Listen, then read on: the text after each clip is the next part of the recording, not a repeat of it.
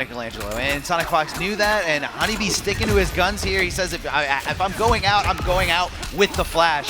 All right, now 2 games to 0, trying to figure it out. Great whip punish there. Will Honeybee be able to complete this combo? Yes. To the corner we go. Mix up. Forward 3, same side, overhead, splatting down on Mike's head and baited once again. Hold on. Honeybee going deep into that bag of tricks. And what a momentum shift. I mean, not only was that, it was just Honeybee calling it out time and time again in each and every one of those situations. Knew exactly what Sonic Fox wanted to do and when he wanted to do it.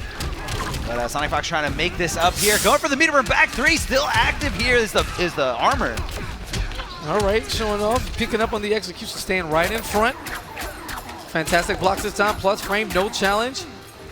All right, and letting the defense get the job done as he gets splat with the overhead, air-to-air attack. He's got no bar to extend it, but he's okay. He's sitting pretty here. He's got a huge life lead. However, Michelangelo's got all this bar, and Sonic Fox doing the bounce cancel to make sure, but he just drops the end of it. All right, empty jump from Honeybee there. Yeah, and he looked to challenge. This time, Sonic going straight into that down 1. Little break dance showing off all the media attack, and wait a minute, what seemed like Honeybee's game can slowly be slipping up as the life lead gets closer and closer to Sonic Fox. Air escape and the challenge. Oh, could have went for Unclashable there in the corner, but instead goes for the lightning kick, maybe to line it up a little more properly, but good for Honeybee, get Sonic off of his clash. How does he play here? Does he wait until his trait comes back? Does he look to mix immediately? Does he clash himself? He does not. He's going to look to keep the meter in this situation. One gets it, and the dream is all it'll take. Good block of the overhead, and good block of the crossover here. Honeybee finding his footing here, and Sonic Fox not enough to air escape, but enough for 1 bar interactable. And gets the clash on the last part of the trade. Sonic, you saw, tried to delay it so that it wouldn't line up with Clash Timing Series. All 3 games, Sonic Fox advances. Honeybee going home in 7th place. Sonic will advance to play his brother Biohazard. Oh, and whatever that was. Sorry, I wasn't ready. I don't think anyone's ready for Sonic Fox. Not when he's in... Oh, what? What is happening? Oh, okay, extended pop-off celebrations from the young kid from Delaware. What is in that water? Yeah, let's just leave it alone. Yeah, he's expressing himself. And, you know, coming up next, I'm really excited for King and Tekken Master. Yeah, that should be a doozy. No one was really peeping. As Tekken Master has been like an overly consistent guy, you know, throughout since we've seen him, you know, break out in the scene, but kind of just flying under the radar, went quietly. Sure. Combo Breaker was such a bloodbath that a lot of the guys you love and you know and you see in top 8 everywhere, they all got cooked. You know, that's just the way it is. It was, you know, lost into 0 IPS points. You know, try again next month. And Tekken Master fighting his way, going through a tough losers run and working it through, stunning the young kid from Texas, Deoxys, man, to get in there and just piece by piece with a weird set of characters. You see Brainiac here, you see Atrocitus, you know, he's has some other characters in the mix. He spends a lot of time complaining about it, but instead of complaining about Tekken Master's complaining, we're gonna throw it back to Joshua Gray and get you ready for these intros. Ladies and gentlemen, our next match is a best of 5. Loser goes home. From Bahrain, a top 3 contender in E-League 2017, Nasser Esports Tekken Master. Oh, this is so godlike.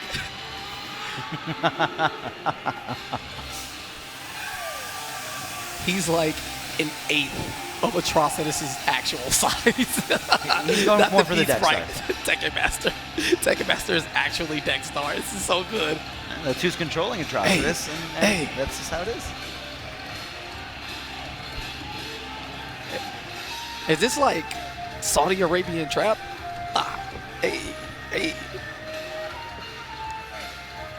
Yo, he's just casually chilling in the ring like, this is my house. This is what I do. I like this song, though. It feels good. His contender from Lorain, Ohio, a top 4 contender in E-League 2017, Forever King. Now this man is the, oh, wait a minute, hold on. The androids are in the building. What a nice DBZ. It's the king. Forever King, known for his permanent smile and peace signs. There you go, back to back. And his throat slice. We do love his throat slice.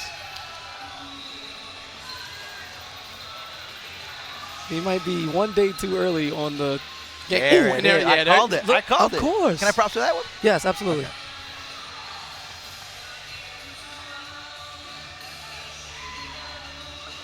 Okay. Tekken Master is not impressed. Not in the slightest.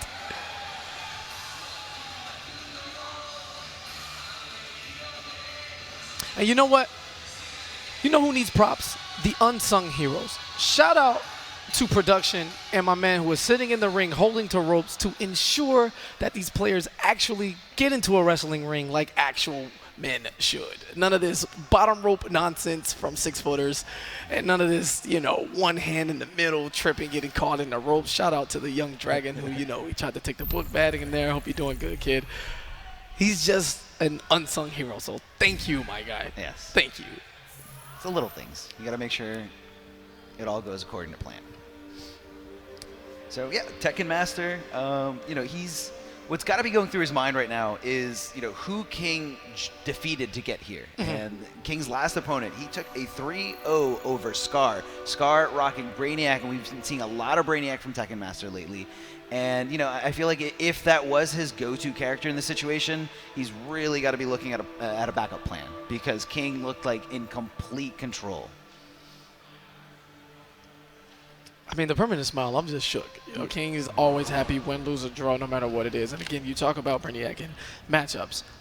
Tekken Master plays like none other. He is definitely one to take massive risks. He believes in his gameplay in full confidence and a lot of unsafe things here and there. He's going to test your wit. He's going to test your reactions, all of it, because he wants you to kind of let loose and play at the same, you know, for lack of a better word, Maniac style as himself. And you can't out-Maniac a Maniac.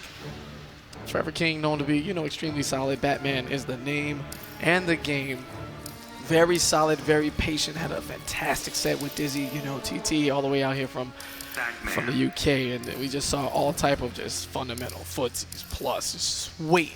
And he has no problem draining out that clock, as we saw last year here against White Boy. You know, he threw 200 batarangs in one match. The actual factuals, 200 batarangs. That's a lot of batarangs. Yeah. However, you know, since then, you know, Forever King had a great both of these players here had a great season one. Both finalists there at E-League in top 4. And, you know, Forever King being the main reason why Sonic Fox did not make it to the E-League Final 4. And, you know, he's just always a player to be, you know, reckoned with.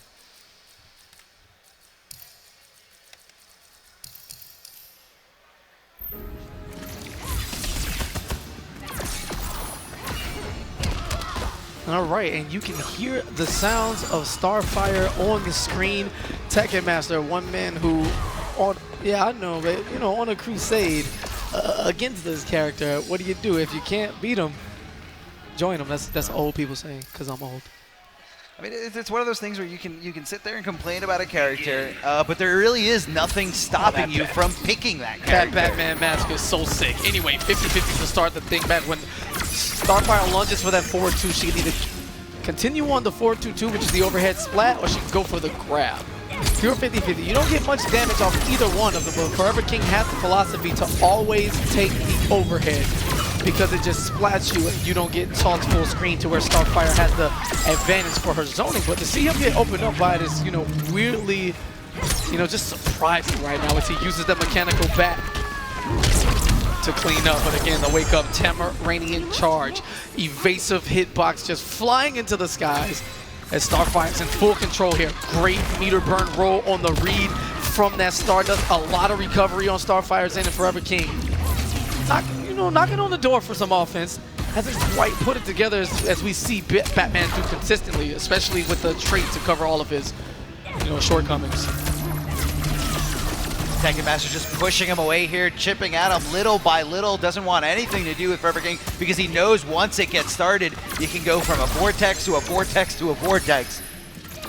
All right, Tekken Master taking his time, filling it up with those straight shots. King extremely patient, not eating any of them. And there it is, the up battering on the read. Get the continuation for the combo, and patience earned him that combo as he jumps with the follow-up 3 to, catch Starfire. I'm not sure where that hit her. She was actually like gone already, but that's okay. That's the Tamarinian charge. That's the magic of the Tamarinian charge. Got it. It was probably the hair. Forever King loading up that bat, just inching his way in. He knows the longer he takes, the faster that mechanical bat is ready to go here, using the interactable. And I like the idea there. He looked the meter burn roll to cover his approach with the battering so he can go into whatever pressure he wants. But Tekken Master just catching him on the startup frames of that release. And again, anytime in plus frame situation, throwing out that Tamarinian charge to try to get to escape some wonky stuff going on here. More patience from Forever King. Oh, catches her in the air, but doesn't convert with that mechanical bat. All right, keeping it safe on the meter burn, and caught pressing a button is Tekken Master. It's going to get opened up. A great defensive here, left, right blocks, but the meter burn up ring. Such a fast move. Batman leaning back, massive exploding hitbox, and easy combo conversions as he forces Tekken Master off of his clash.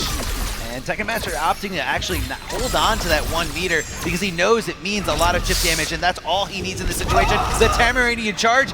And the raw 3, raw 4-3 King is in there. One touch can spell game, but Tekken Master defensive only, no bar. And here comes all of the special moves. King refusing to give up. One guess and a dream, and he finally opens them up. You cannot block forever as the King pounds his chest and steals game 1. What a fantastic comeback. And it was just all composure. It was all patience, and Forever King showing why he's one of the best in the business here. Oh, wow. Down 2 into trait cancel the smart stuff. This time on the offensive, but Tekken Master is going to have to come from behind, trying to go for the ambiguous stuff. There's the parry, and he just has all of the reads on Tekken Master here in game 2. You know King's feeling himself when he throws out that parry. He's in complete control. He knows what button you're going to press, when you're going to press it. All right, big time chip damage and pushback from the Stardust into the meter burn character power.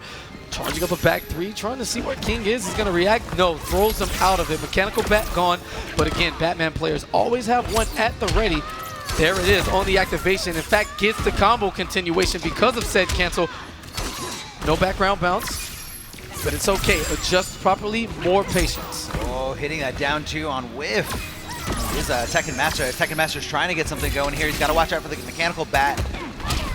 Wow, and very unfortunate situation. Tekken Master did recognize the first part of that string whiffing. However, instead of going for the button, dashing forward and eating the rest of it into the corner. Stand 3, looking for the meaty stuff. Okay. Tekken Master's anticipating a lot of jumping here from Forever King, and Forever King just pretty much keeping his boots on the ground, refusing to go to the air because he knows you're defenseless up there. All right, big back 3 from Tekken Master, slowing it down himself, not quite filling the screen as quickly as he once did before. As Forever King has seemingly found out his pattern. Zoning, such an intricate game, and you can't just toss projectiles out, mind-numbingly dumb. Well, maybe you can, but you're going to get blown up for it. At this level, it doesn't work, and he's going to have to find a way to fix it up. Continuing that very tricky conversion here. It was Forever King looking a lot better than he was last game, but even in that last game, he still took it. Oh, and blocks the slide, but can't do anything about it. The bat to cover that approach. The character power chasing him down. Nice air-to-air on the reaction to the interactable leap. Here comes the wildfire. Okay, slow down, baby. It's okay. Really thinking about that. Use the 1 bar to prevent Forever King and getting back an additional 10%. Again, Starfire not really struggling in the meter building department by any stretch of the imagination. So much projectiles, so much chip, multi-hitting specials, and an immediate clash. I'm way ahead of you. And King holding on to that 1 bar because he knows that 1 bar means a meter burn grapple that he can convert right here before everyone, but he drops the follow-up. Yeah, because he didn't deserve it. When you do wake-up grapple, you're actually going for the God read, and he wasn't ready for it to hit. Now, corner pressure, what side? Super ambiguous, push block instantly. Into the corner he goes, yeah, and a little too low. The mash of the down 2, and King again for the dramatic. And that's a trade there, projectile for projectile here, but And can't take much more chip. Another Stardust will end this. Doesn't have enough advantage on the bat to get in. No punish, but Tweety, Tekken Master still getting opened up low and failing miserably in these clutch situations has allowed Forever King to advance to a commanding 2-0 lead. My man's is shook right now. Look at Tekken Master. yeah, no, he's definitely evaluating the situation My here. man Going to is the shook. character selection. But, you know, it was such a close 2 games. You know, you really can't be too quick to jump away from this character. I feel like he had it. He probably learned a lot in the process, probably learned a lot in those first 2 games. And, you know, that's why he's not so quick to hover away from Starfire. Taking his time to think about it, because whichever character he picks, you know, if he gets the win, he's going to be locked in for the rest of the set. So, King, you know, notably not going to switch off of Batman, but we have some issues. I think he's asking the Oh, crowd. he used who the should- lifeline. Yeah, there Sick. you go. Ask the crowd. Yo, tell him to pick Cyborg. Just go with Joker. It worked last year. All right, and the next to stay with Starfire is Tekken Master as we go into a potentially decisive Game 3 if King can put it together. A man who just refuses to wake up until he has less than 20 health. It's worked out so far. As we take it to the streets of Gotham City, home field advantage to the young man from Ohio. And look, just floating over that back two. Great bait. Wake up slide. He's feeling yourself. Up slide, goes for the 4-3, and No, no, no, somehow no, no, Tekken no, no, Master no, no, blocked. no. How did he Not block only that? he blocked the overhead over on the other side here. Check I the heard you controller. needed to be a Jedi to do that. Check the controller right now. I don't approve. As King gets a continuation on the combo, picks it right back up. The neutral stopper, that mechanical bat chasing Starfire down on the recovery. Using the interactable to just kind of implement that jump and kick, that dive kick that's just so good. And the back three to chase down the backdash of his own. Tekken Master trying to make this a slugfest now. Forget the projectiles. Let's swap hands. All that chip damage here. Tekken Master off to a much better start here. Looking like he's taking a commanding lead, or a slightly commanding lead. But Forever King does have 3 bars, or nearly 3 bars, ready to go. Those 3 bars do mean opportunities and resources for him. Slowly walking Tekken Master down to the corner, possibly waiting for that Tamaranian charge. Is Tekken Master gonna give it to him? Now Tekken Master gaining a lot of mileage here on his second life bar as he has about 62 health remaining on the first one and gets hit with the bat trying to escape out. Not a bad chunk of damage to take with him. Standing by that unblockable, interactable. Yeah, Batman, the police aren't your friend here. Starfire is in the building. Not gonna clash. Here's the restand. Up battering for the massive plus frames. 1-3. And that time whiffs the throw. Tekken Master a little risky Push yourself harder. as Batman challenges Starfire to push herself harder. I mean, can you not? Okay, anticipating the wake-up grapple that Forever King gave again right after the clash, just like he did in the last game. So Tekken Master and adapting this situation. Yep, Getting there it that is. back. And doesn't keep it unclashable because he has the meter league. If he expends both, he's going to take an additional voice, but no, going to keep it. Looking for a restand, a reset, or meter burn roll, which was easily sniffed out. Down 1 for the win, and Tekken Master, seemingly with the right choice, sticking with Starfire, is now on the board. Now Tekken Master is locked to this character. King free to go, you know, anywhere he wants on the character select screen. But I don't see him going anywhere outside of Batman. This is the Batman specialist here. All right, the Tamaranian charge right out of the plus frames from that cancel into the back. Trying to, you know, reset the tempo to that of the first 2 games where he started out heavy zoning and had massive, well not massive, but good enough life leads to where King had to make the comebacks, which he did. However, Tekken Master probably infinitely more confident as he got the game on the board. He knows he can do it, but this time King is on the offensive. Here we go, we're gonna leave him in a standing position. Yes, goes for the cross of Stop 4-3, and it. again, Tekken Master blocking it. Are you a god? Don't answer that. Anyway, to the corner we go now. Big time chip damage, building some bars. Starfire nearly full meter as he tries to halt his approach with those straight shots. Oh, not high enough to get the conversion here, but keeping the momentum, just jumping 3 after jumping 3 here. Not enough to do enough. And Forever King using the interactable. There's the Okay. reset. Sick stuff coming in from Forever King. This should be enough to kill with the background bounce and what looked like a sequence of Tekken Master straight walking into the second health bar. Turns into King, resetting it, and now being in control.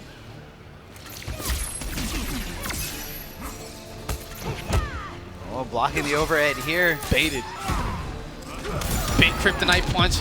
Yeah, I instant. feel you weakening. Don't be so sure. Now Second Master going to use a bar to get 50%. Yes, he does. He's got his full red health, but Forever King still holding on to his Clash. And, you know, I don't really see a situation where he's going to have a chance to use it without risking getting damage dealt to him.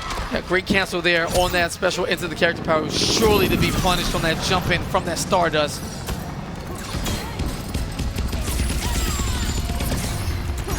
Oh, and dashes head first into that meter burn up rank. So much mileage for Batman players across the world with that move. And the Disco Lights wakes up, hitting on every direction possible. You would not jump over this, but instead, invincibility on the interactable to escape.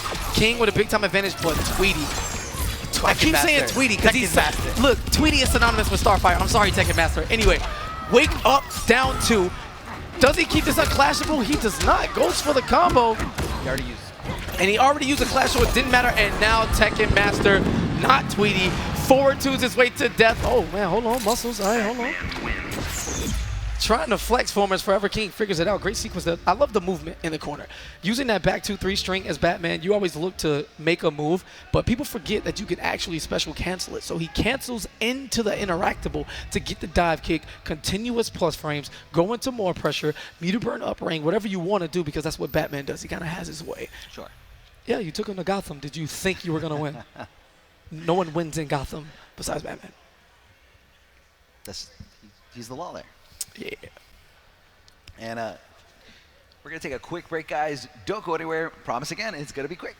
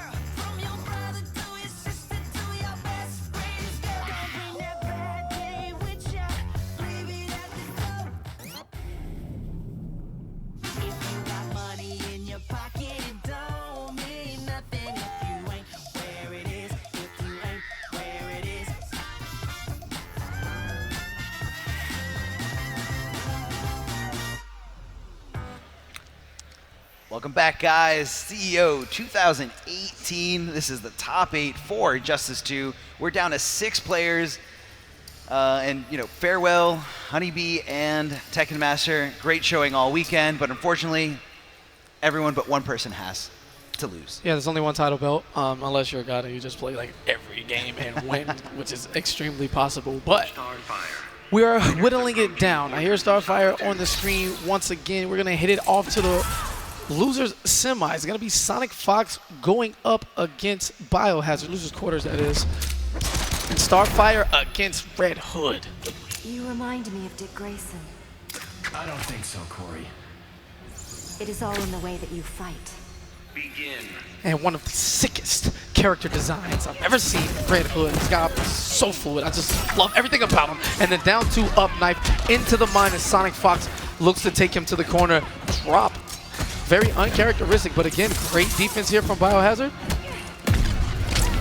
And the Tamarinian charge to get out of the corner here. Sonic Fox not anticipating him, and he's finding himself in a bad spot, but just lunges forward. A whiff punish here by Biohazard, but not doing too much damage.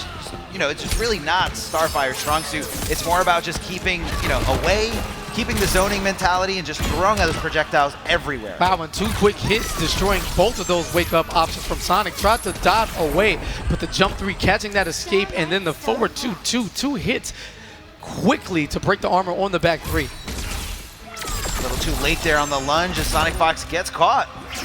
trying to make his way in here, throwing those Gotham Stars and converting here. The meter burn mine goes off right away. So much range, and the Gotham Timberlands enough foot leverage to boot her halfway across the screen, trying to chase down Plus frames. And who cares about Plus when you Tamarinian charge in certain situations? Biohazard seemingly finding one here against Red Hood. And that was a reversal punish there by Biohazard, understanding the character, understanding his opponent's options here. All right, gets the throw now. Sonic can't take any more hits, and that string is so consecutive. If you just guess wrong, you're not going to be able to react for a clash in time. There it is, the invincible wake up here from Starfire, but Sonic Fox a little patient, waiting it out and just pressing buttons when it's pretty much his turn to swing. But Biohazard looking like he's running away with this, utilizing those zoning tools from Starfire. Ooh, and what a reaction from Biohazard. The down back 3 disco lights to the losers column as he goes up 1-0. Meter burns it for the extended damage there at the end. And Sonic Fox, you got that look in your eyes, kid. You about to change? Does Sonic Fox have a Starfire? I feel like there are very few characters on this character select screen that Sonic Fox does not know how to play. But he's switching over to Michelangelo, a character, like you mentioned before, a character where he won an entire tournament when this character was a week old. Now, not too many changes have been made since then, so you can continue this dominance here with this Michelangelo, the mix machine here, hitting him with the overhead, sliding under. Yeah, he's going back to the strategy that worked. You remember, you took out Honeybee earlier in the tournament in this exact matchup. So, feeling comfortable in it, very familiar, liked the way it worked, and a little early on one button for the punish. And Biohazard not punishing either. A little ugly situation there. Follow up with this drop, Tamarinian charge into the backdash. A lot going on, but let's see who's able to pick things up. Oh, trying to backdash, but the Shell Mill comes chasing you down. And wow. Meter burn back 3, jumping into the air, extending the combo and pushing Sonic Fox all the way to the corner here. He does have access to that bear trap. Is he going to use it or save it for later? No, Sonic Fox going back to the middle, trying to just eliminate as much real estate from Starfire as she possibly can. Just sniped out of the air there, the disco lights. And such range, great omnidirectional tool there. Sonic takes to the skies and Biohazard is ready to body him right away. Trying to gain some mileage, of course. Where'd that pizza come from? Chill, we don't question these things. Swamp Thing went and got the delivery and passed it out on the back. That's how he got it. All right, to the corner we go.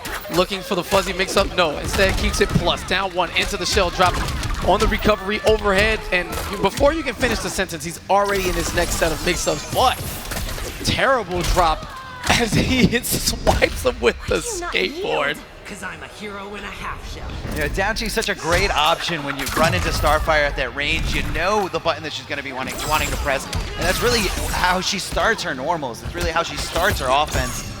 You know, when you finally chase her down, and speaking of chasing her down, that Shellicopter might be it here. The down 2, and Sonic Fox with the equalizer here, tying up the set 1-1.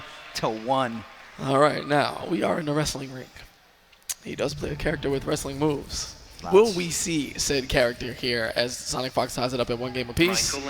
He is hovering over it, and he selects Bane. Venom pumping through those veins. Cold-blooded Canadians.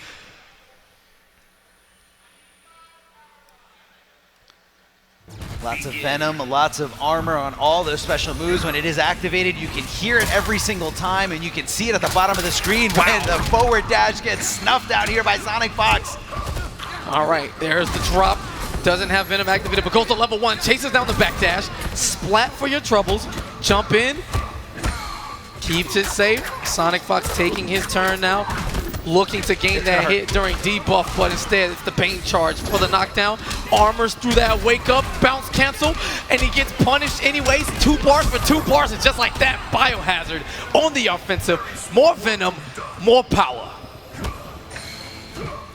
One trying to get Sonic Fox to advance here, and Sonic Fox hits him with the throw. Is he gonna go to the other side? Yes, he does. He's cheating, that's assist. All right, gets the jump in attack, and again, checked with the reaction on that forward dash. Easy punish for Sonic Fox. Wakes up with the charge, meter burns it, 250 damage, please. Oh, and just a raw wake up here, a raw uppercut from Biohazard. Sonic Fox punishes it accordingly, and Biohazard still in the corner here. Does Sonic Fox back off, or does he just continue his pressure from here? Doesn't matter, gets poked. baits out the command grab. 2 hits to break through that armor, goes to level 2. Sonic Fox in trouble, wakes up immediately. What a challenge. Goes to level 3, looking for the bounce cancel. Oh my god, and I like the idea, the overhead splat, but because he spent the meter on the bounce cancel right before, he didn't have it. Sonic Fox given the second chance at life, but again, this is one Venom combo away, but level 3 debuff. This could spell death if Sonic can find the opening. Oh, plus Venom's up, level 1, there's the elbow drop, 1 bar of meter. Will he extend it? Yes, he does. Goes to level 2 now. Meter burns it to keep it safe, and no, in trouble. Trying to mix him up, 2 hits that go through the armor. Yeah, Biohazard has to clash. Cause I'm a hero in a half shell. Turtle power? Oh, sorry, I'm showing my age. Big drop boot across the screen now to figure things out. Debuff, fighting with it on, but doing no damage at any other point during the match that would have killed, but instead, he is now forced to guess. Venom coming back, 1 mistake, 1 read on the knockdown. What's it gonna be? Level 3 and dashes through the headbutt. Biohazard taking advantage now, 2 games to 1. Amazing. He is ready. He is ready here. Came down to the wire, and Biohazard looking like he's going to avenge his brother's tournament death here. And, you know, he's going to... Yo, that gear is so sick. A lot of back and forth, some tongue twisting at the character select screen from both of these men. Sonic going back to the Red Hood. That quick shot, quick 2 hits is good against the armor, the air bows, all type of tools, you know, the momentum, the movement, all of it for Red Hood as he checks him with the trait. And check that forward dash, and this was the opening Biohazard wanted to start this game with. Goes in with the body splash. And that's just confidence, you know. Biohazard's forward dashes have been getting checked with full combo punishes. And what does he do to open up game 4? Forward dash immediately.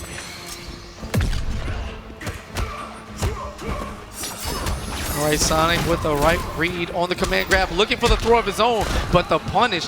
Biohazard now, and dives out of there. We're all good. 1 frame startup, boys. Yeah, I feel like Sonic Fox went with this character because he's got a great, you know, defensive wake-up attack. He can lunge away from his opponent if he wants to, and let's see how it's going to play here. He will lunge closer to the corner. No, lunging right at Biohazard. No fear at all. All right, gets grabbed. Doesn't matter if you fear it or not. Getting planted into the crystal. The spinning DDT from the air. And yeah, Biohazard just throwing out specials now, trying to get the job done. Level 1 D plus going to come back really fast. And a nice swift kick to the legs. Biohazard knew that's all he needed. Not too much to risk there by just throwing that normal out. The down 1, such great range here. And Sonic Fox. And yeah, these are easy hit confirms. Tossing out the Gotham Stars as Bane is dashing back and forth. The Cinderella dancing splat from the elbow. Regular wake up. Yeah, and Sonic wants nothing to do with that. The push block to get him away. He's trying to wake up, but these armored moves, while that Venom is active, Sonic Fox finally able to get rid of that gray health. Biohazard just biding his time, waiting for his opening, being as patient as he possibly can. Just trying to walk Sonic Fox closer to the corner, but you got to anticipate that interactable. Will Sonic Fox use it, or will he lunge right at him? Will yes, he uses it. He 1 touch and a dream is all it takes. Now, no clash, Biohazard. Well, let's see how much meter he has after this. No, elects to spin it, doesn't let him recover. Inch. Oops, background bounce. And there's an air escape here, trying to get some time here, and Biohazard taking it over Sonic Fox. 3-1, avenging his brother's tournament death, and this man is feeling it right now. Oh, wait a minute. The tide has changed, and Sonic Fox will not defend the championship. No belt for you. And Injustice anyway. And the young man, the Venom charge, Bane pumping. Canadian avenging his brother, as you so eloquently put. But Biohazard now, how threatening is he coming through the losers bracket? Well, I mean, you can look at it 2 ways. You know, we've talked a lot about how the strange Sonic Fox factor, the statistic behind the fact that anyone who's eliminated him from a tournament has never moved on to win the entire tournament. Facts. This is facts. So is it, you know, is it a metaphorical grenade that Biohazard just laid on, or is this the confidence booster that he needs to shake off that 3-0 defeat again from Tweety? Yeah, still has a long way to go. Again, Tweety and Samij will be our winners finals. Forever King still alive on the other side. You know, it's just it's getting tighter. Yeah, it is. And we'll see how these matchups flourish as these guys, find a way. Heavy zoning a lot, but when he made the switch to Bane, you can see it night and day, able to capitalize on every situation, on point with the reads. And Biohazard just deservedly so one of Season 2's shining stars without question as the shift in the tippy top of the Injustice landscape continues on. Biohazard is, he's got to be feeling it. But, right now, what's going on through Tweety's head? I mean, I feel like out of everyone else who was left remaining there in the top 6, Tweety probably feared Sonic Fox the most, and Biohazard now responsible for eliminating Sonic Fox from the tournament. I think Tweety's going to be feeling. I don't think Tweety has to be worried about anything. No. He is the man to beat here. Yes. He is the combo breaker champion as we take a look into the bracket here. Gross going up against Forever King on the other side of that losers round 2, and Tweety versus Samij as we inch closer now. Forever King is. Don't get too crazy about the format. He's in other games doing his thing, trying to bounce back and forth like the god that he is. So, in all likelihood, we're going to be settling into Gross and Forever King to see who's going to meet Biohazard in the losers semifinals.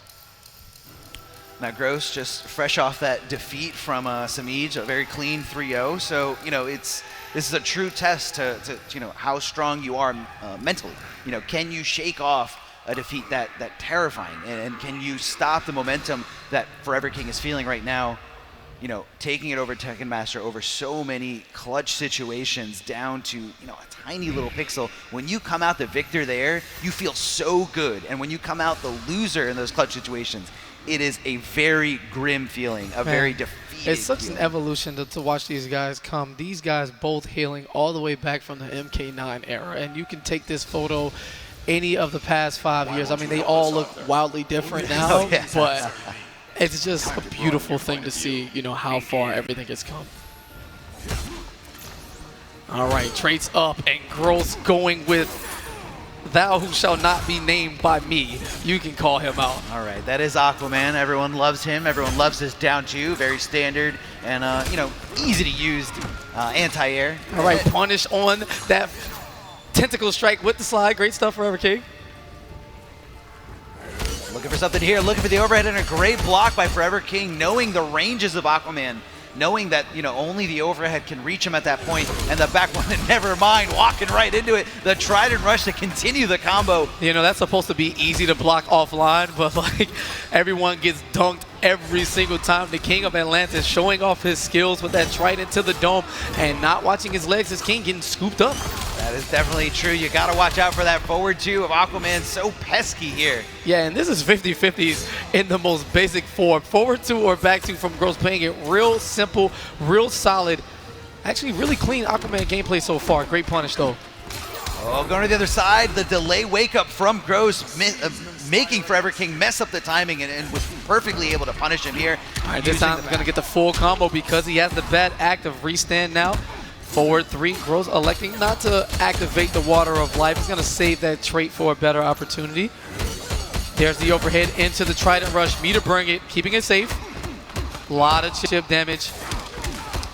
Nope, no combo for you as the Water of Life comes to save Aquaman from being launched. He still does take the damage, but the animations keep him grounded and allow him to break the next hit in the combo, to block, excuse me. Yeah, exactly. So just kind of like a get me out of this combo situation, but so much chip damage. And Gross again caught trying to get the down 2. Now those mechanical bats have very little to no block stun, so Aquaman having an extremely fast down 2. Gross looking to mash it out before Batman can come down with the jump, but King's spacing and his timing on the release so clean. He is bullying Gross here in the corner.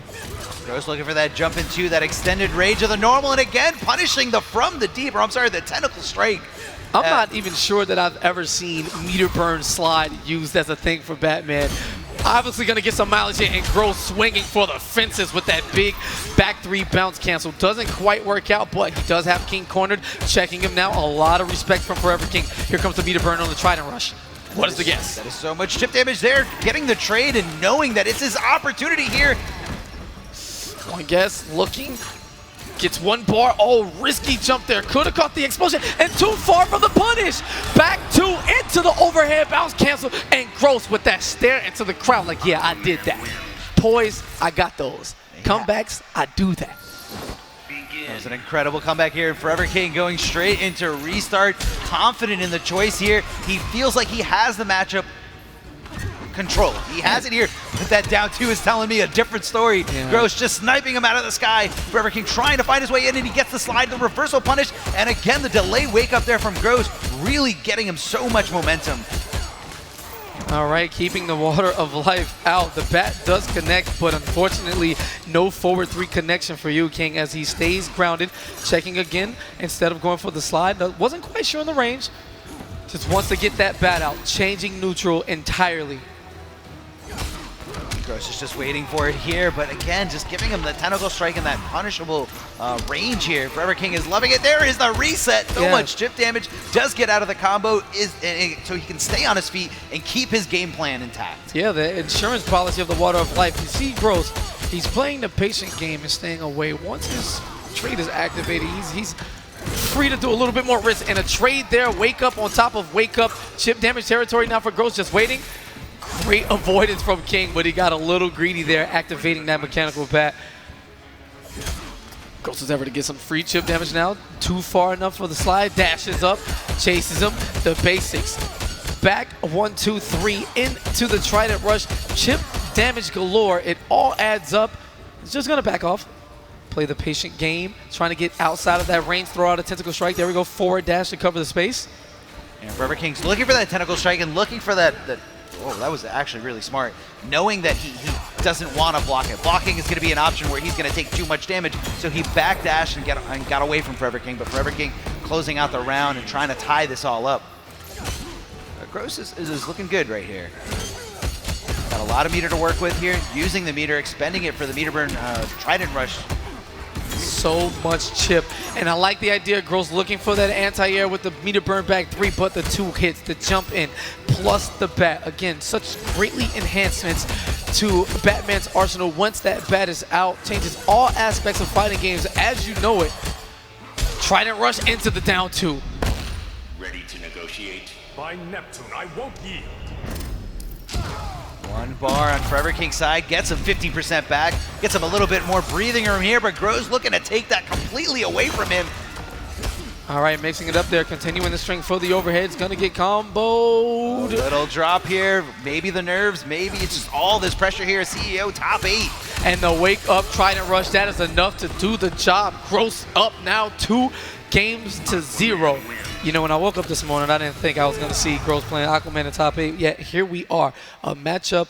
And the character who you forget, you know, people have in their arsenal, Gross has always kept the Aquaman tip top with the basics. You're not seeing crazy mix-ups, you know, forward 2, back 2, back 1, 2, 3, Trident Rush, meter burn. It is the basic form of the character. And although he might not be as proficient as someone who's put 120 hours into Aquaman, Sure.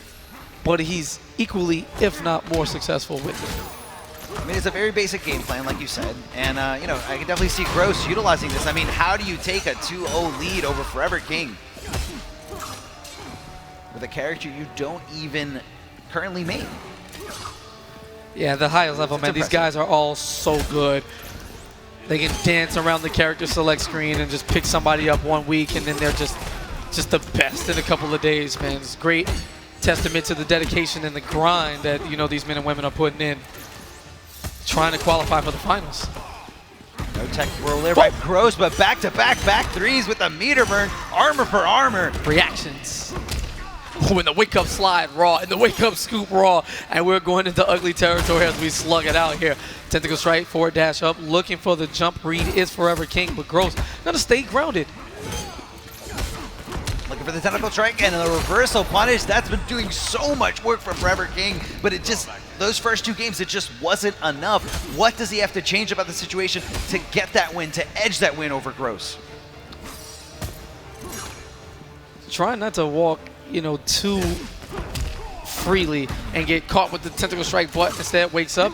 Gross with the immediate trait, expecting to be punished at that position on the screen. Background bounce in play here. There's the back 2 into the Trident Rush. Full stick of bar for Gross. Easy decision to meter burn that.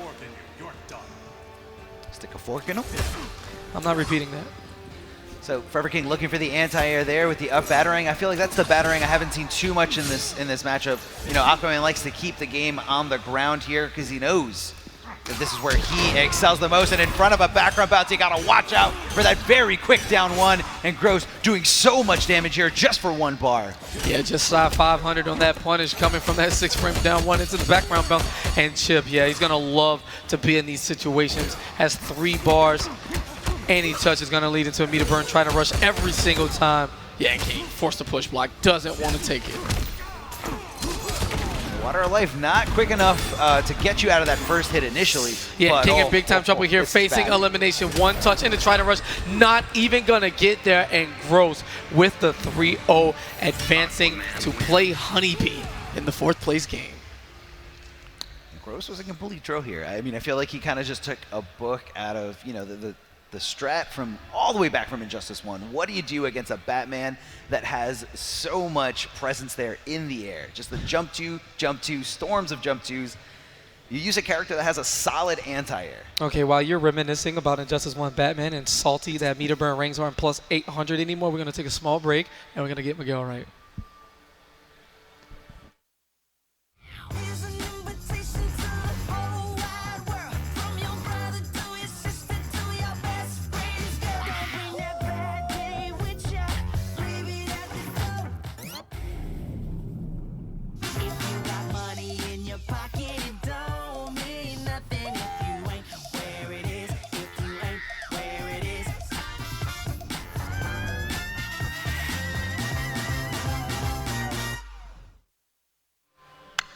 All right, we are back with the winners' final Noble Team Showdown. It is going to be Tweedy, IPS ranked #1, going up against Samij, trying to find his way there. He had a 9th place performance at Combo Breaker, redeeming himself and looking to defend the house. Yeah. You know, we can't let you non-Floridians walk out of here with the title. It's just not okay. You can have the IPS points, but this is our house. So he's going to try to get the job done. This matchup, you know, these guys play online and practice a lot. Two of the most seasoned guys in terms of matchup experience and just getting games. I mean, I swear these guys have like 1,800 million hours on the game.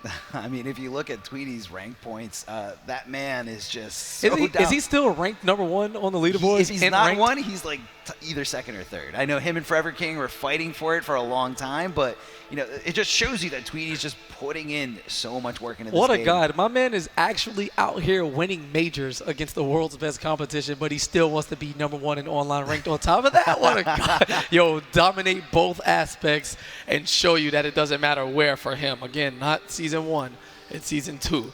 And Tweedy is the man on top of the mountain. Look at the head nod. Yo, chill. He's feeling it. He's getting comfortable. He's got to be, you know, he's got to go up against his teammate. So, you know, either way, we're going to have a Noble player here in Grand Finals. Just about which one is going to be thrown into the Sharks down there in the losers bracket. And, you know, Tweedy and Samij, I'm sure they have so much intel on each other. And I wouldn't be surprised if maybe one of them decided to pick a different character. I know I've seen Samij playing a little bit with Ivy. Samij struggling with his real-life execution right now. PS4 controller, 10-0 matchup, free. It's a tough life for Samij. Yeah, it only sucks to be like 12 and get 2nd in the IPS finals and, you know, win like 50K and play games and be a god and travel the world. Yeah, tough life, man. Tough life. You really don't know what you can do once you're having a little bit of pad issues here. Right. No, I think everything's all squared out. But, you know, Samij, I feel like, you know, if you watch him play casually, you know, he's got a whole slew of characters. But, you know, when it comes down to business, it's always Catwoman. So this is just like, oh, look at Tweedy looking at the camera. He loves it. He loves the attention. But, you know, this comes down to Tweedy being able to kind of, I feel like he's 100% sure that Samij is going to go with Catwoman. I'm sure he's studied everything there is to know about this character. But, you know, who is he going to be going with? Tweedy played so many different characters. You know, if he goes with Starfire Dominates, maybe that gives him a platform to not really downplay the character anymore. So you're very conflicted in this situation. Begin.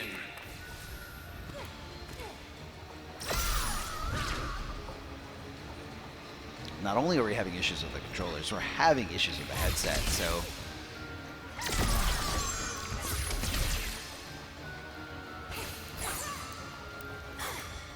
And I do hear a lot of Starfire, so I'm pretty sure. I mean, now Samij also a player who's familiar with Starfire. You know, we've seen it a few times, and maybe he can get through and expose a few of the things that Starfire is, you know, lacking. Show me But what you can do. How do I know you're a worthy warrior? I always land on my feet. Begin. I respect it as he starts with the down one into the whip trip, now playing the spacing game, and a lot of respect early from Tweedy. Samij goes for that raw empty jump into the throw, taking his time. Wow. Anticipating any jump attack. Tweedy wants nothing to do with Samij's aerial game. Catwoman, so much range on her jump normal. And that whip putting in a lot of work this tournament. Great block there, ambiguous stuff. Plus on the interactable, but again, it's been a theme of this top 8 so far. You see that Tamaranian charge going through any plus frame setups.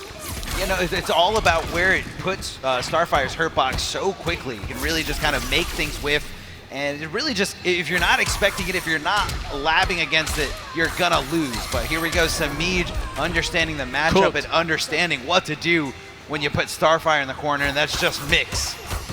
Plus frames, keeping it going, no charge there. Meter burn back 3, chasing down the back dash is Tweedy, but A little bit of a weird drop. properties there, yeah, combo, didn't quite combo. Good block here by Tweedy, recognizing Catwoman went over to the other side. A late meter burn here on the Tamaranian charge, but it is still safe. All right, spending a lot of meter here. His resources in general is Tweedy, all worth it in the end. She bullies her way with hair flips and trait cancels into the corner. Samij now trying to fight back. Here's a down one from Starfire. 2 hits on the hair flip. That back 3 a little too slow to fight through it. Can't low profile it as it once did before. And Tweedy, highly offensive right now.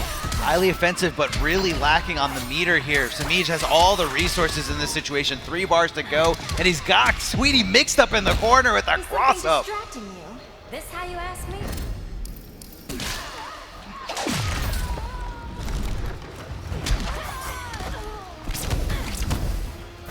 I like that down 2 cancel into the character power. Just trying to keep it safe here. Starfire down to absolutely nothing. One more touch will be enough for Samij to take the first game. The meter for back 3 flips And out. Extremely questionable decision from Samij. Instead of looking to clash, he goes for the air escape and loses the game.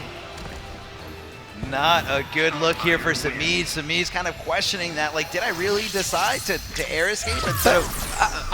I don't get it. Tweedy had no bar. He had 2 meters and his clash, and for whatever reason, he looked for the air escape, shaking his head in disgust. Huge momentum shift right there. Tweedy was dead to rights, and he essentially gave him the game. I think what happened there was possibly afraid of it and didn't want to take any kind of damage, possibly thinking that, you know, Tweedy would just finish it with the unclashable forward 3, and, you know, he thought it was his opening. He thought, you know, let me keep the momentum hot, let me swing and get the momentum back on my side instead of putting it in the neutral from the clash. All right, there's the punish now. Gets as much as he can in this junction. Starfire not known for her combo damage, but the back 2.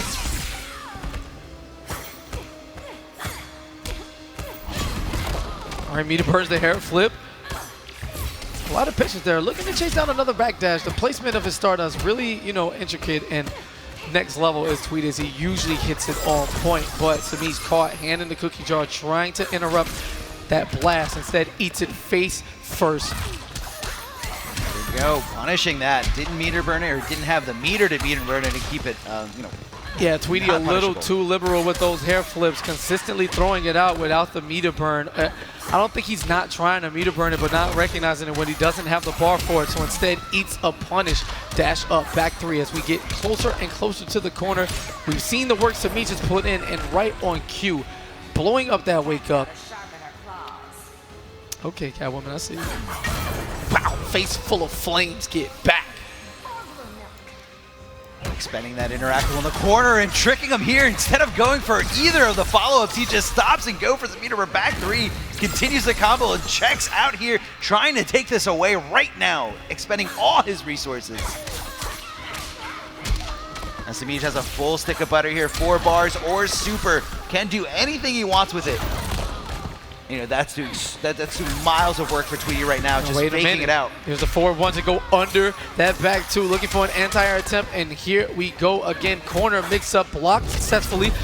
Charge out of the plus frames, but Sami's gonna stay patient. Has 3 bars of meter, a full stick, and dies with all his meter and his clash. It is not a good feeling here. So many unused resources, untapped in that entire last round here, and Samij shaking his head, checking his phone. Now I did hear that Samij.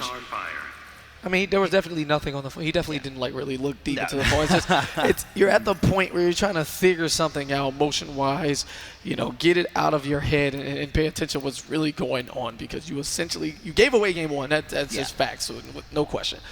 And your resource management it's not acceptable, you know, for a player of his caliber. You die with full meter and your clash is just like, ugh.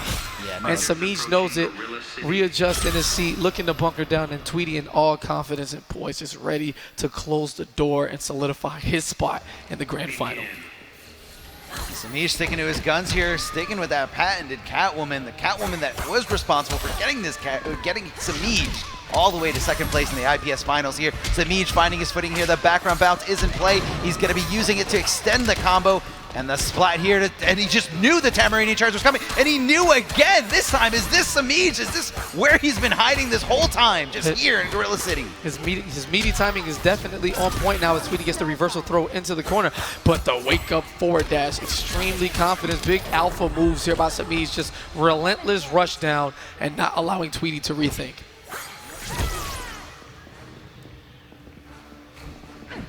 Oh, whiffs almost the entirety of the string. No challenge from Tweedy. And the back three to catch the forward advancement. Thanks to the background bounce. Going to get a healthy amount of, wow, a questionable drop there, but still good chunk of damage at 377. I feel you weakening. I can't be tamed. 2 bars to 1, and Tweedy decides to hold on to 1. He knows it's going to be a blast from there. Never mind, looking for the Peterburn forward 3, that overhead beam from Starfire, and it's just not getting him what he's looking for. Samij all over the wake up of Starfire, and Tweedy doesn't want anything. He doesn't want to risk it. He's going for the delay wake up, trying to hold up his defense, but it's just not working here. Samij trying to run away with this. He's in the corner. What's he going to do? Wake up gets fully stuffed here, and Samij showing you how you hold down Starfire on the wake up. All right, instant rematch from Tweedy into the back three, backdashing under now, getting a bit frisky. Great placement of the Stardust right in front to stop an hyper-aggressive Samij and his tracks right now, and we work it towards the corner. Tweedy backing off. Back three, that stagger doing so much for Tweedy, faking it, not going for the full commitment here, and is just able to catch Samij off guard. This is a bad look here. Look at the chip damage so much now. Tweedy in the driver's seat, full control, breaks out the wake up DP, and man, 99% health lead here for Tweedy. Samij is gonna have to figure something out fast. Flipping over to the other side, a little. Yeah, and there's a punish. Samij getting desperate here with the cat dashes. Gets the cross up. This could be the start of something. The hard splat, the semi-hard knockdown here, and again keeping Tweedy down when he's got him in the corner. This is where Samij can really take control against this character. And just like that, he's cooking this life bar as fast as he got in that lead. Challenges the plus frames. Is Tweedy's going to lose that on the trade for the combo continuation? And man, you know how deadly the corner is in fighting games overall. And Tweedy's going to clash immediately. Cat's gotta have secrets. A little bit of an overextension here by Tweedy, but he was just kind of, you know, trying to play the safe game. Didn't want Samij to utilize any bar to deal some damage to him. But Samij trying to play the passive late game here and gets a clash of his own. Wow, and it's surprising that Tweedy even gave him the chance to clash there. You would think the forward 3 back 3 was coming in, but instead it's going to be 25% health regeneration for Samij. And now the corner where we saw that first round get extremely ugly, extremely fast. And here we go. Samij picking up where he left off in the first round of this match. Baits out the hair flip. Tweedy has no bar. Samij building on block there. Samiz, oh, and catches him. This should be enough to do it. No, does not follow up with the combo. Instead, looking for chip damage. Not sure if Samiz looked to push block or whatever have you, but let's go of the button at the end. And Tweety with the stare of death into the crowd. What's up? What's up? That's one time for all the haters who hate Zonin and who hate Tweety. Y'all can hold that. That man is in the grand finals of back-to-back IPS major events, and Samiz is going to have to go down. He will. Oh, what's up? Smash that button. That's the button. Trade, boys. That is the win button. You know, it's the XYA carried. That's what it says. It doesn't say B. It says carried. That's what Starfire carries. I don't know, you can say that, but if it's that easy, there should be other Starfires here. Well, there are a few. No, Tweety's just a god. You got to hold that. But Samiz will be awaiting the winner of our next matchup. It is going to be Gross. Fresh off of that Forever King elimination, bringing out the Aquaman, going up against Biohazard, who's probably riding the most momentum out of anyone in the losers bracket, defeating Sonic Fox with an impressive Bane performance as he adds those to his collection over the years. I mean, what a place to really showcase that Bane, you know, right here in the wrestling ring, right here at CEO 2018. And all of these men putting in massive work today, 3 O's and 3 1s across the board. Everyone not choking, no clutching, no heartfelt. We're not dealing with this nonsense, but we are inching closer to the end. Let's see how these guys handle it as they get set up. Biohazard, once again. Will he start Bane? We all know Gross has the Green Lantern in the pocket, you know, comes out on rare occasions. You know, it's like family-made special character. But running the majority of this tournament with Black Adam. Let's see if they stick to their guns. Biohazard, I feel like I've seen him going, you know, everywhere. Even in this top 8, you've seen him picking different characters. Maybe his Starfire's just not ready. But, you know, Gross, again, another player. I didn't think we were going to see Aquaman. I haven't seen Gross's Aquaman in a very long time, especially after, you know, the character was normalized. And it's a really good word. It was normalized. And, you know, he used him in this right situation, used him in a situation, you know, in a favorable matchup, or a matchup that at least he felt more comfortable with playing. You know, could be something to do with the wake-up, could be something to do with the normals, just being able to hold down, you know, Batman from starting anything he wants to start. But Black Adam, Bane, I feel like when Bane has... here we go, we're going to have Black Adam and Bane. Black Adam known for not really having too much in the department of wake-ups, but excels in every single other department, in mobility, in damage. You know, this character has almost all, but, you know, how much easier is the job going to be for Biohazard if he can hold down a character with no wake-up? That's got to be going through Gross's mind, but I think he's confident enough in his defense that he can see things coming a mile away.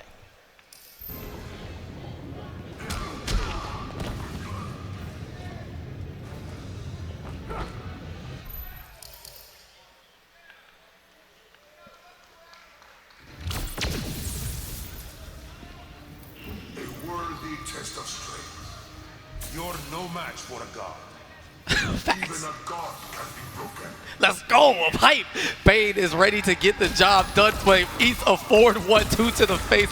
The god showing that he is no match instantly as Gross maxes this damage out. 433 damage in the boot stomp to the chest. Going in with the elbow drop, and it gets a full combo punish here thanks to Black Adam's.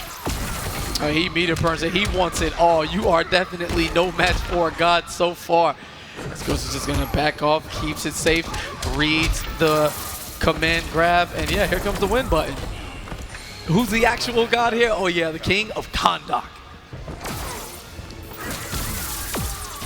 Playing the neutral game with those lightning hands, great horizontal hurt box to try to check your opponents on the way out. And again, Gross with the hyper galaxy brain reads here.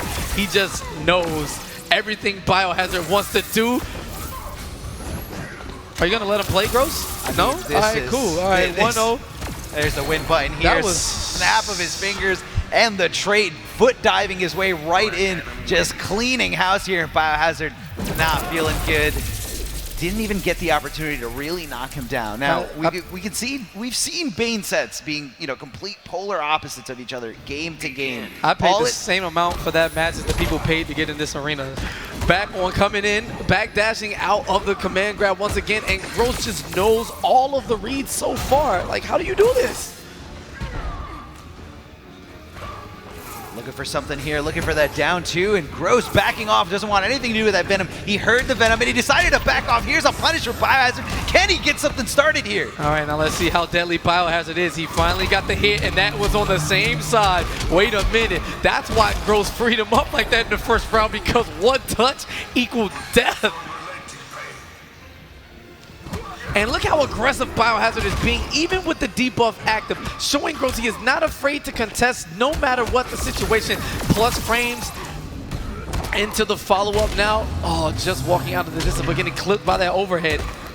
Low, once again, Biohazard putting on the layers into the mix-ups, but fantastic block there from Gross. That could have spelled death. This is going to hurt so bad. The level 3 debuff and Biohazard still in the corner, getting opened up by that overhead, but no commitment here by Gross.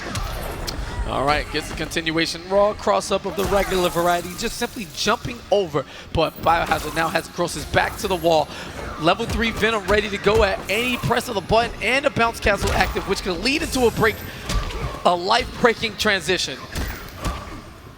Plus, no punish on the down two. Instead, Gross gets the punish on the whiffed elbow drop and just wakes up. Why not? I mean, he did have armor breaking property still there while he was waking up. Very unfortunate situation. That forward 3, that twisting acrobatic jump is going to dive over the command grab. And whoa, swinging for the fences is Biohazard.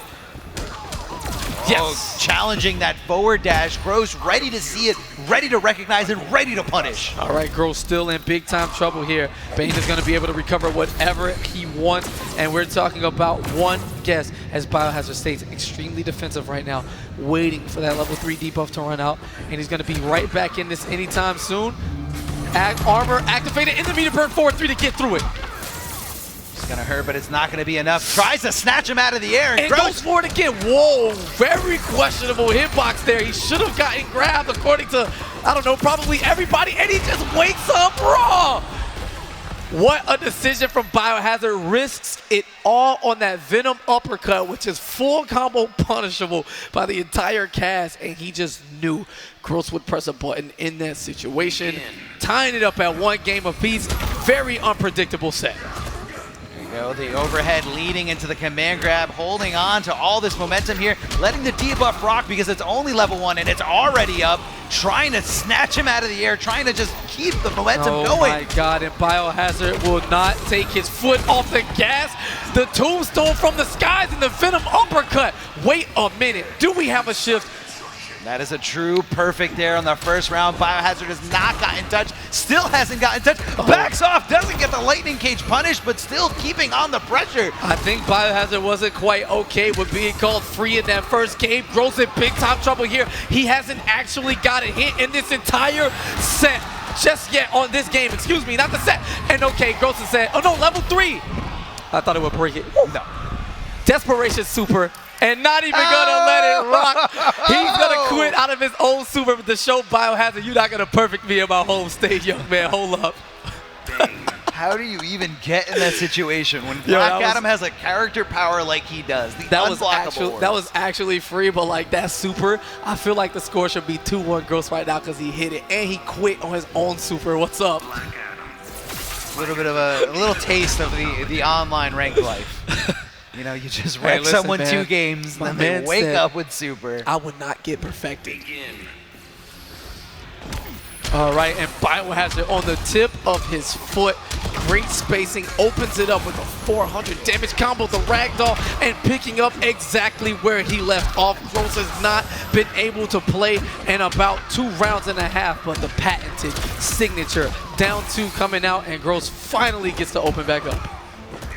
Oh, gets the throw here. Knew Biohazard was going to be respectful in that situation, especially because Venom wasn't up yet. Looking for something here.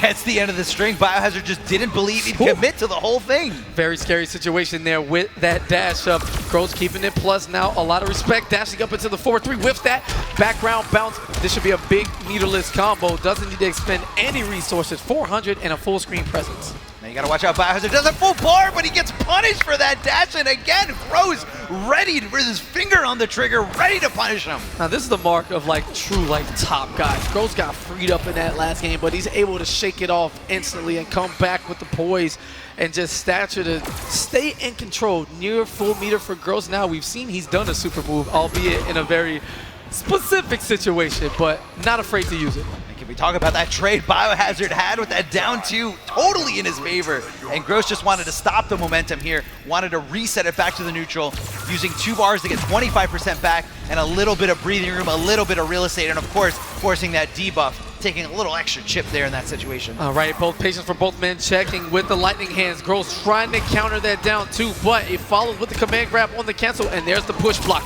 Doesn't want anything to do with the post string guess, and now to the corner we go, left side. Meter burn forward 3, plus frames. Gross taking advantage. Great throw break from Biohazard. A great interactable there, just wanted to get him off, and again, the forward dash, Gross! I do not falter. Very important situation here. No clash for Biohazard.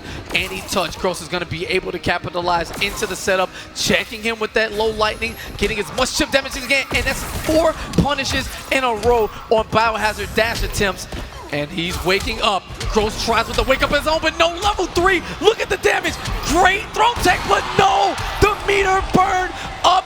Venom cut is just so ugly, so crazy on that situation. Clutch air escape from Gross, but not enough to get the job done. He is gonna go home in 4th place as Biohazard pandering to the crowd like the true wrestling fan that he is. Banye getting the job done, breaking backs, tombstone power drivers, neck braces, all of it. 2 matches away from the title as the momentum carries on. He is now defeated both the 2nd and 3rd place point leader. First on the way, but can he get through Samij? We'll find out after this short break.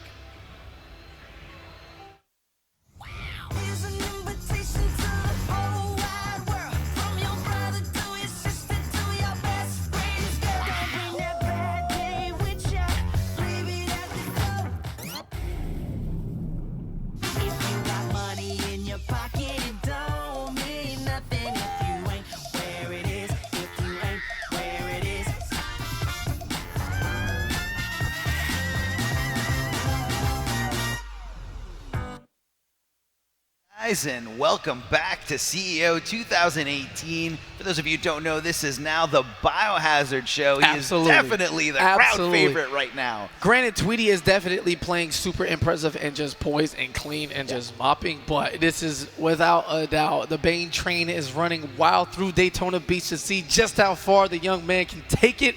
Going up against Samij now to try to spoil a noble grand finals is Biohazard, riding the momentum. Now we talk about when we get into this section of like the losers and top 8, when you can keep playing, you're just fresh and hot and everything is going in your direction. Can Samij put a stop to it? You know, his set against Tweety was more about mental mistakes. Sure, You know, in terms of just straight up, you know, gameplay. He just didn't capitalize on the things that separate top players from the rest of the bunch, and Biohazard has been on top of all of that. Yeah, no, definitely clutching it out in all those tight situations here. And, you know, you can even go back and look at Samij's set against Tweety and just, you know, specifically pinpoint out key mistakes that could have really altered that set. And, you know, it could have been Tweety in this situation here in losers. But that's not the case. Instead, Samij here fighting for his tournament life against Biohazard in the lower bracket. And Biohazard feeling fresh and really composed. And especially after that first loss against Gross, it was so dominant and so oppressive, so one-sided, and Biohazard didn't even really take too much time to think about it, just went right into rematch, right into the game, and cleaned him up 3, the reverse 3-0. Well, if that's how you want to play this. Begin. This Bane gear, man, it's so good and reminiscent of the Gross set. Doesn't quite get the combo, but again, that max range down 1, tipping the toes. of our beloved cat lady. Here's a second chance at it. Goes for the forward 3 instead. Keeps it basic, looking for the chase down, and great cancel on that string so he doesn't commit and get whiff punished. You know, good recognition there by Biohazard. Really the trait of a top player in the hit confirming department. All right, taking his time. Wow, and the big bait from Biohazard. Here's the bounce cancel. The Venom runs out, so he's not going to get the entirety of the damage, but I mean, I'm not going to get mad at 520. We'll take it. Why not? It's just level 1 debuff. Not too much to really, you know, worry about here. Oh, and not far enough. Using the interactables to kind of maneuver around the stage is Samiij, but Biohazard, just patient as ever. Has the life lead, dashes up, and gets rocked by that back jump 1. Background bounce. Oh, a little bit of a drop here by Samiij. Possibly needs to adjust for the bigger hitbox that is Bane. All right, that back 2 with the connection into the trait, trying to crack him with that whip. Let's see how good the Venom works. Jump in. Great backdash from Biohazard. Not going to deal with any pressure in back-to-back situations. Dash forward, and Samiij immediately jumping out, wanting nothing to do with those armored specials. Oh, the down 2 into the command grab, the dig throw, and he goes to level 3 just to make sure it does enough damage to kill. And he just came off a debuff. Great recognition from Biohazard to crank it on up and max that damage out to secure that first life bar. Great whiff punish there, keeping her in track right behind the background bounce, hovering it around, and yeah, commits a little too early, but no punish from Samiij. Samiij tying it up here, not letting Biohazard get too far away with this lead. Samiij does have a lot more meter to work with. So, you know, once he does get that hit, it's going to be a cat dash or possibly another meter burn back 3, just like we saw there. Yep, and armors through the gap in the string. Venom is active and ready. A little too early this time. 2 hits on that stand 3, that heavy kick from Catwoman as we go into the corner. Now, this is where Samiij has shined throughout the entirety of this top 8. Again, the tick throw and meter burning it to put her on the other side. Put her a little close to the corner, and she's got the audacity to swing on Wake Up. Samiij, the machine. Cross up, bounce cancel, unclashable all across the board, and Samiij not choking that one away. In fact, feeling at home in the corner, both offensive and defensively. We saw a slick, short delay Wake Up to come in between the Biohazard pressure, which led him to the combo to open up the rest of his offense.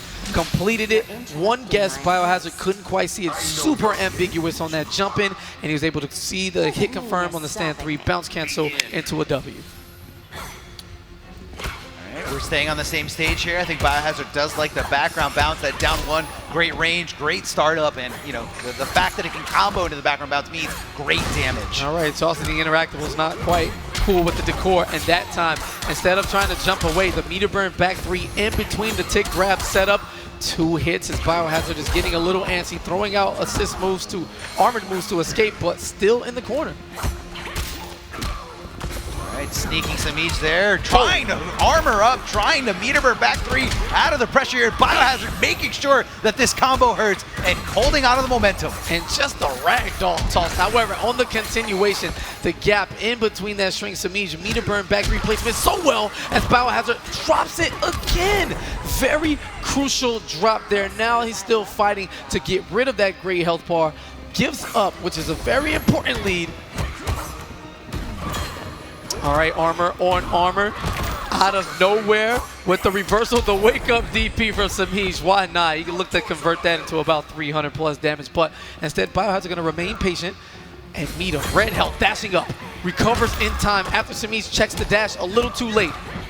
There it is, the neutral jump. Not really a punish there, but a situation where you don't get thrown, which is, I think, okay for Samiij. And the neutral jump, knowing that Biohazard looking for the background bounce, and there's the adjustment to the combo. Samiij, the machine, working right before your very eyes. Oh, an overcommitment there on these interactables for Biohazard. He just wants to get him, but catches the landing, recovery frames, and a Wake Up DP again. Yeah, he had his clash active, so why not? Has a 4-bar advantage. I like it. A calculated risk from Samiij, and he's going to be okay with giving it up. Sick.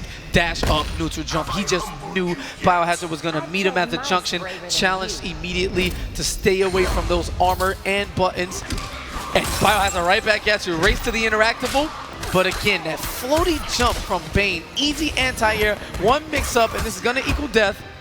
But we know how much damage Bane does. If Biohazard can build the meter for that bounce cancel combo, this could actually spell death.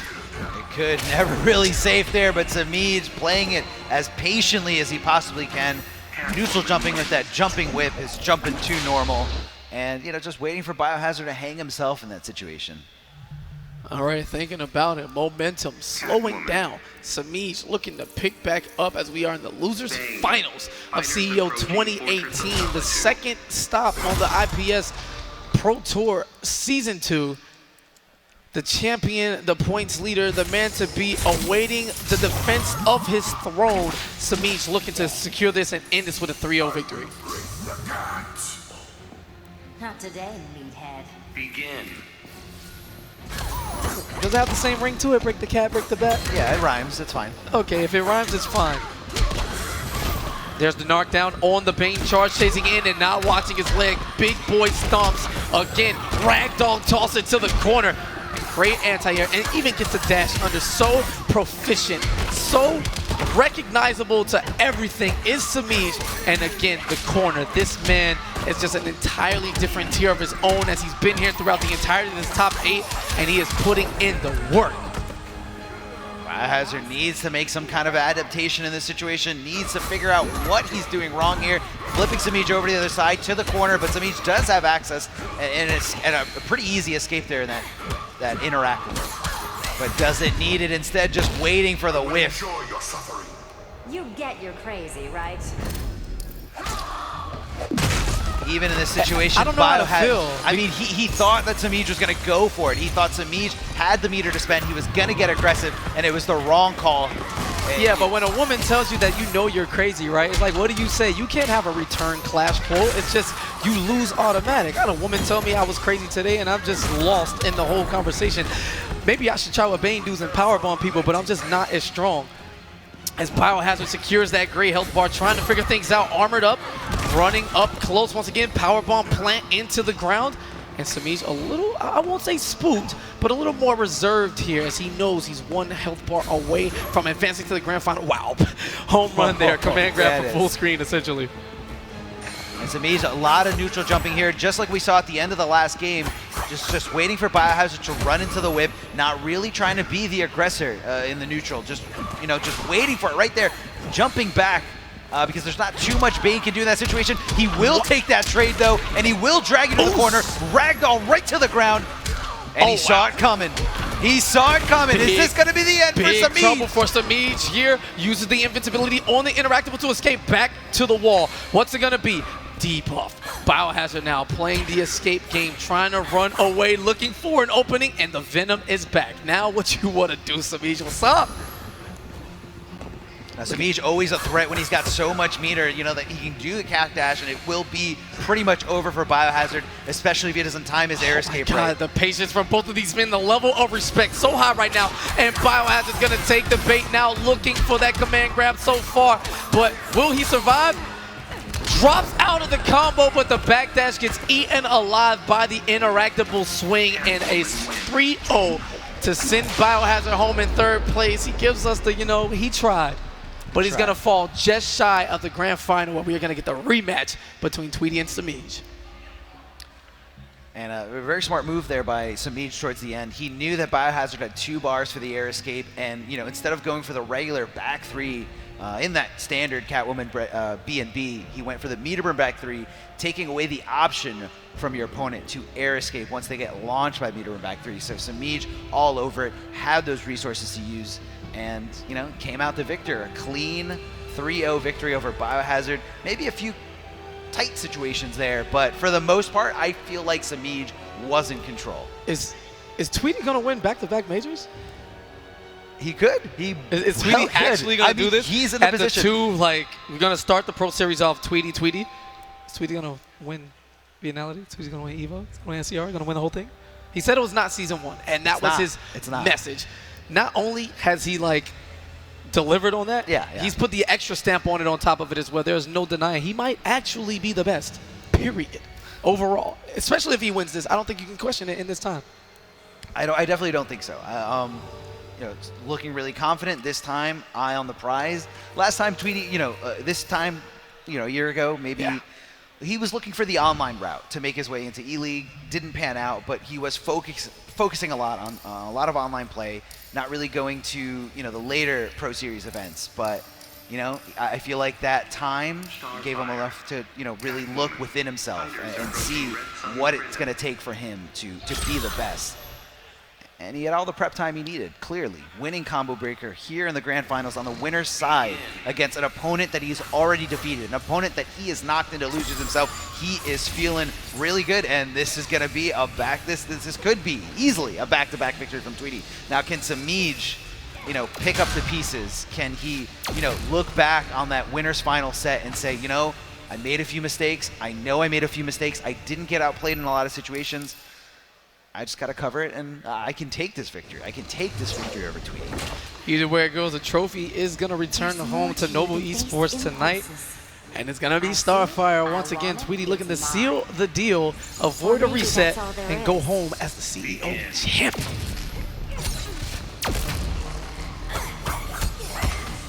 All right, first hit has not been awarded yet. First hit so important, giving you that bonus meter there that Starfire has, as you can see. A few options here and there. You can go for a meter burn forward three, just like Tweedy did there. You can even just meter burn that trait, the trait that everyone loves so much. The back two has a great anti-air and a great transition into the back three. All right, gets the continuation on the combo there. Great meaty swipe with that standing two, just going across Samij's head, covering both the short and long delays. Meter burn back three, and again, yo, Samij, these last two sets, all of these neutral jumps on big time reads, looking for these advancing normals, and they're just coming out into full combo punishes. Staying aggressive up front, and we are in the corner. This is Samij's house. Offensive, defensive, all around. Into the knockdown here. Won't be enough to kill, but gets the meaty set up. And again, it's all about keeping Starfire down, not giving her access to the wake-ups, but thanks to that one-time use in Interactable there, Tweedy does edge it off over Catwoman, and that Catwoman just needs to breathe on Starfire to get rid of this tiny little pixel. How far can Tweedy take it? Not too far, says Samij. Hear me roar.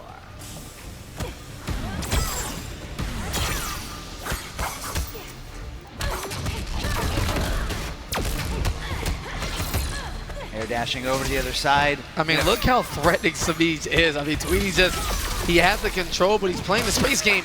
Got caught lunging out a little too far and baits out the wake up, and another one right on top of it. Neutral jump Feel you king. weakening. Never underestimate a classic.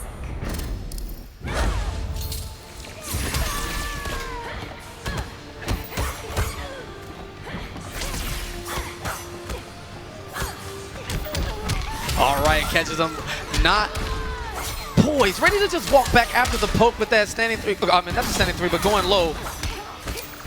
And Pokes just gonna trade him out, plus frame, staying on top, neutral jumps. Back three, chasing down the back, and again, a whole entire sequence where Samij refuses to clash in the situation. And now he may not get another chance, but instead cracks the whip on Tweedy. That is one game up, 5 to go, as he needs to successfully complete a reset first and then win another first of three on top of that.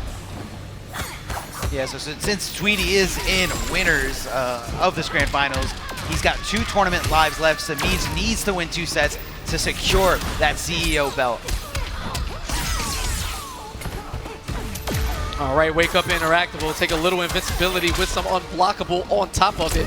Wake Up, keeping it safe, and challenges, expecting the high pressure from Samij. Tweedy goes right under it with that low poke of Starfires. And again, you see the neutral jump? He's not just pressing buttons. He neutral jumps and then he reacts accordingly. It's actually ridiculous.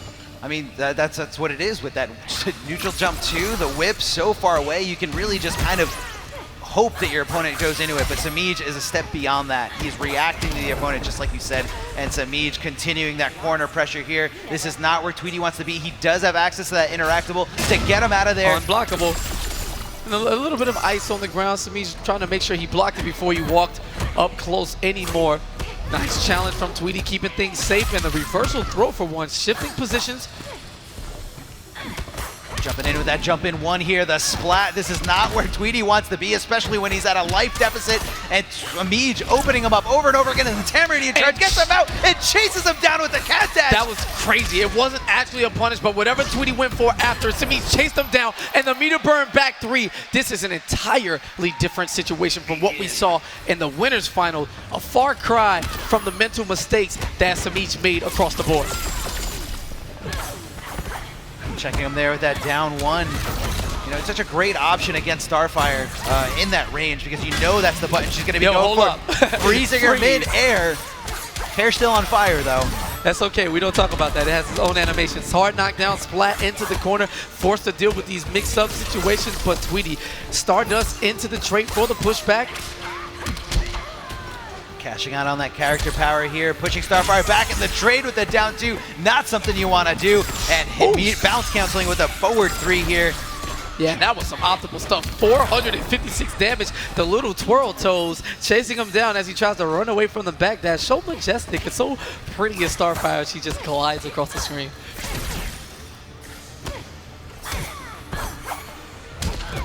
Oops, forward two right to the face, getting tossed back the other way.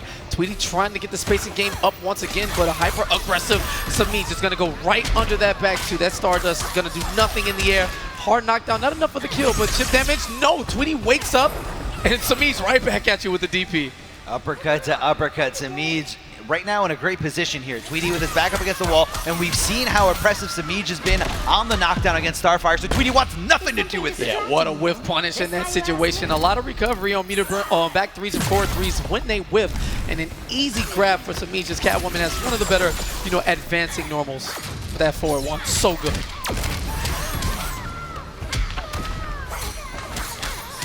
All right, knocked down into the corner. We've seen this story before. How does Samiz decide to capitalize? No, he's just going to play respectful. Blocks it, but the meter burn overhead. This is going perfectly. Ooh. Still not hot enough for you? Oh, both of them just punting at each other like it's nobody's business. Big whip of the crack to go to the corner. Other way, we pack up 1-1. No health, no meter, no clash, just raw fighting games the old school way. And no punish there by Tweedy, letting Samiz get away with it, but the meter burn back three, this should be enough. The air escape, what's going to be the situation? The Tamaranean charge. Sir Tweedy finally on the board in this set, not trying to take this so lightly. Would it happen any other way? I mean, of course, they have a flair for the dramatic Tweedy, as we saw, early in the tournament. Going down, he's been in 0-2, down 2-1 situations. He's been able to run it back throughout the tournament. Staying in the winner's side. Just trading back and forth with the down ones, trying to get something going, trying to get something started here. Both players, and Tweedy just pushing away, and Samiz dashing his way forward to his offense, to the opening. Meter burn back three, Tweedy trying to keep it safe. A great universal option from every character. And here's the interactable explosion, not gonna be there, but what a drop here, chasing down the Tamaranean charge. Not a punish, but Tweedy was trying to do something but block. Oh, and the cross-up, very ambiguous.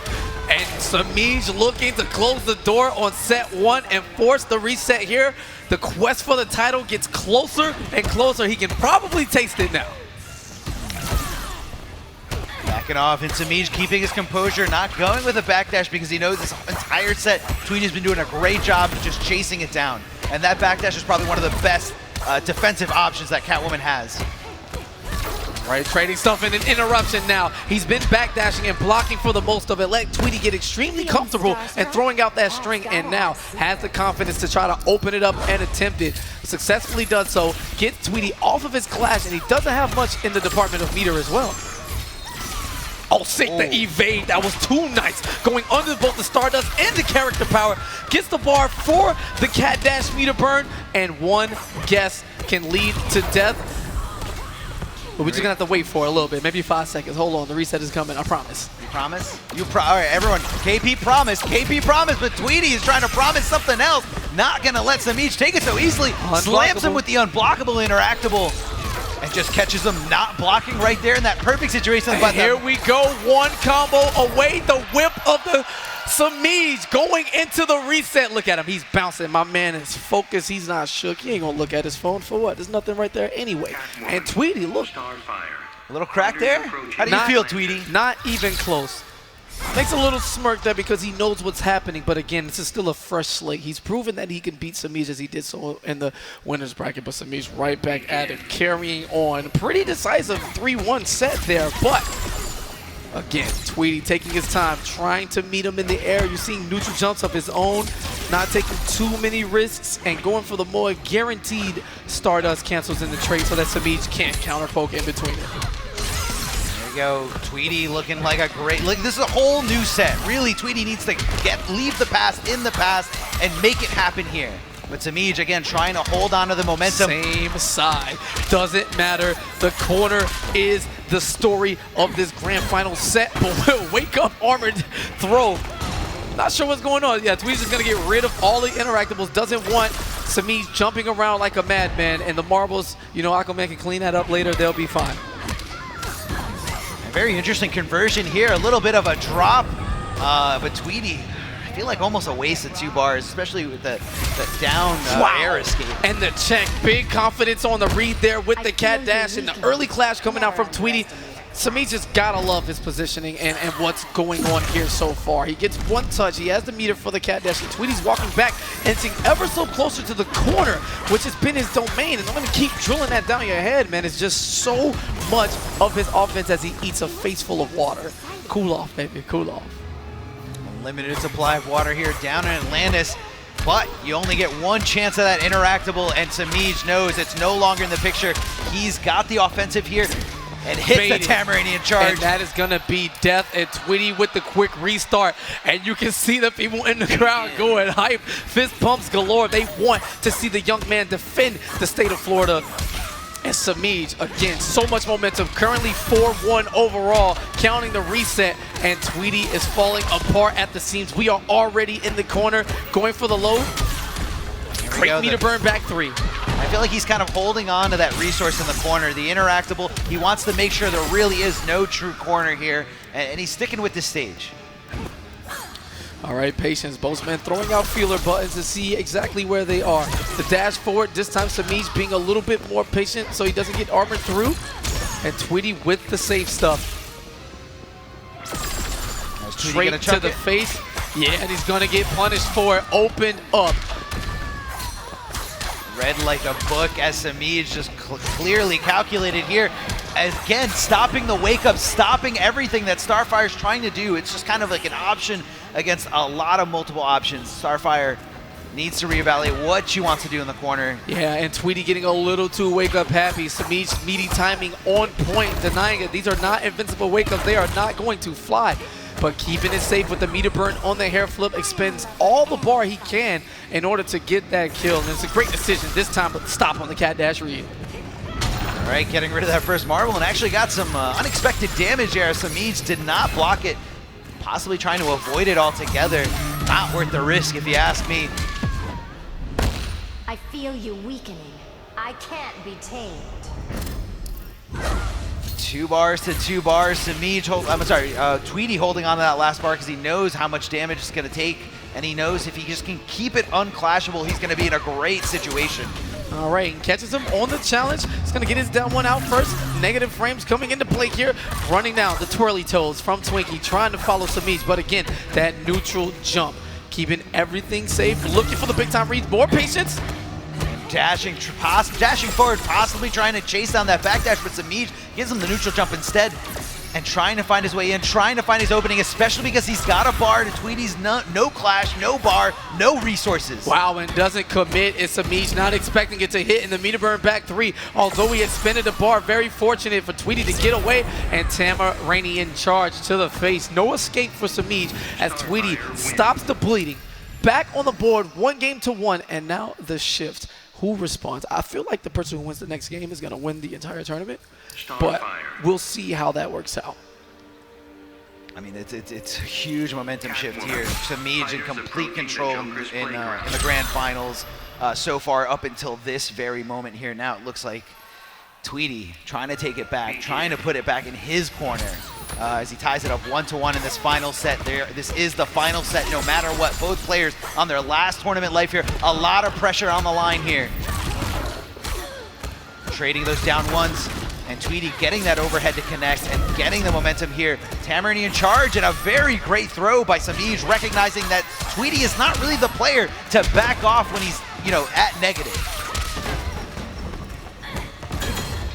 Yo, 3 hits of armor on that meter burn interactable. Will take a ride through the carnival. Oh, wow, very crazy situation there. Jumps over, retains the plus frames, but Tweedy's still going to be patient. Nice chase down of the backdash. We are getting to the 3rd and 4th levels of Yomi here with the reads.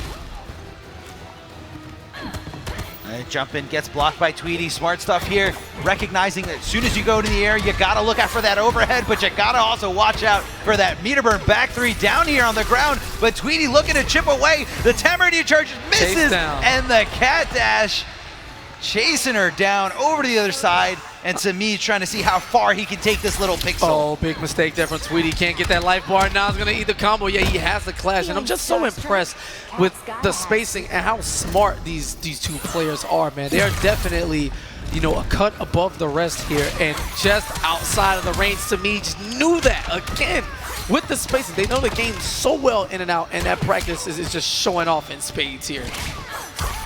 Sniping this Tamarinia charge out of the air. Conversions in every way imaginable. Samij continuing with the momentum and catches the Tamarinian dash once again. This may be enough for the kill. It is. It's Samij now 1 game away from winning CEO 2018. And he took that little pixel literally as far as you could possibly go. He's feeling good, but Tweedy trying to put a stop to that train and trying to put a stop to that backdash. 468. We are doing the big boy damage right now. Down 2 gets the trade. This time Tweedy on point with the anti-airs.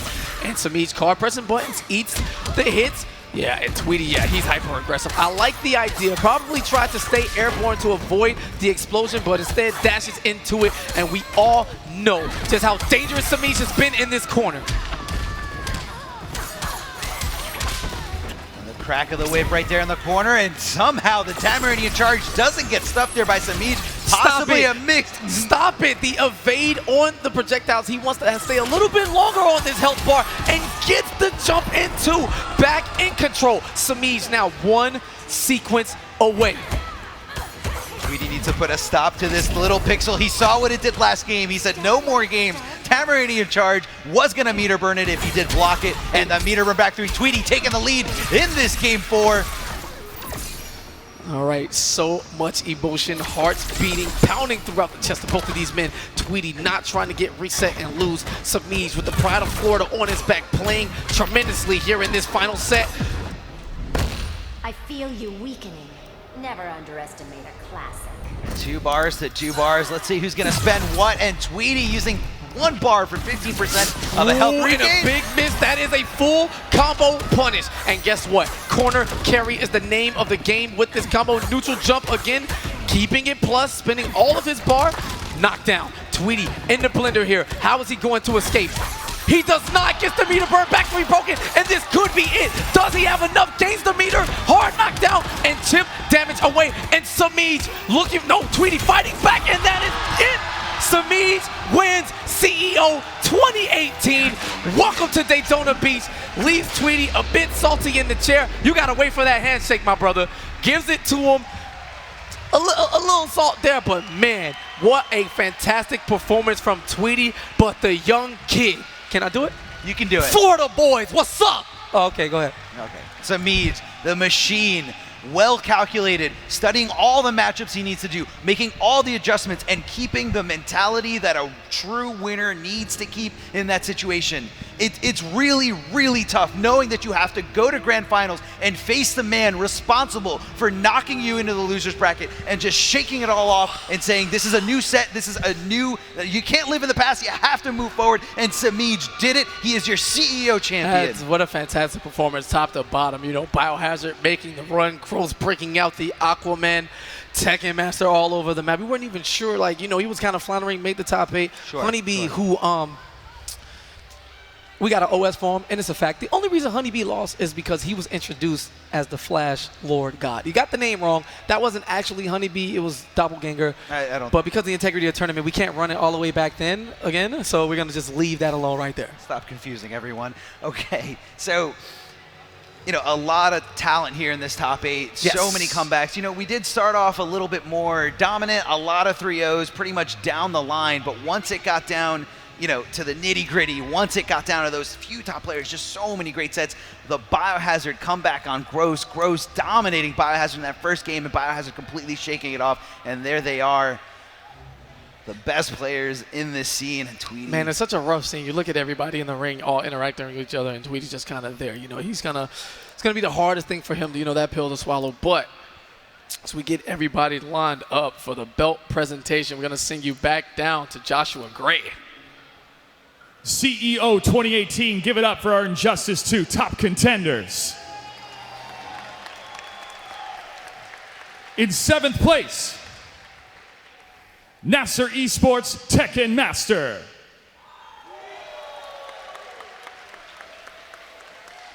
In 7th place, Beast Coast Honeybee.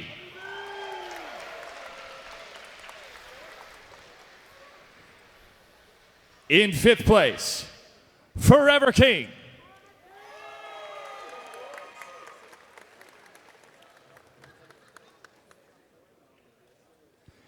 In 4th place, DR Gross.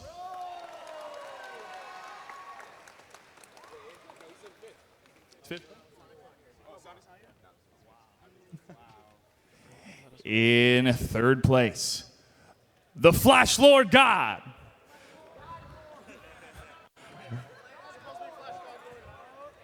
Beast Coast. Biohazard.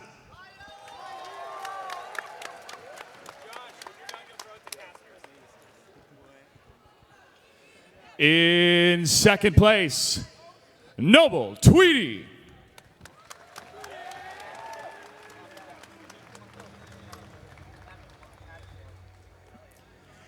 And in 1st place, Florida's own Noble Semi.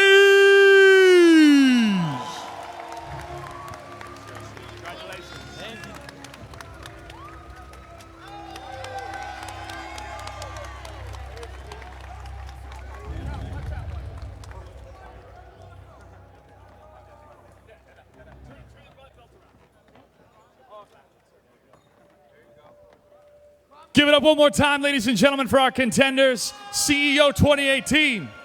You've been phenomenal. Commentators, take it away. All right, so we saw Samij, you know, with the belt upside down. He didn't know, but then he figured it out. Adaptation, that's how he won the tournament. That's it. Facts. That's He's just it. a god.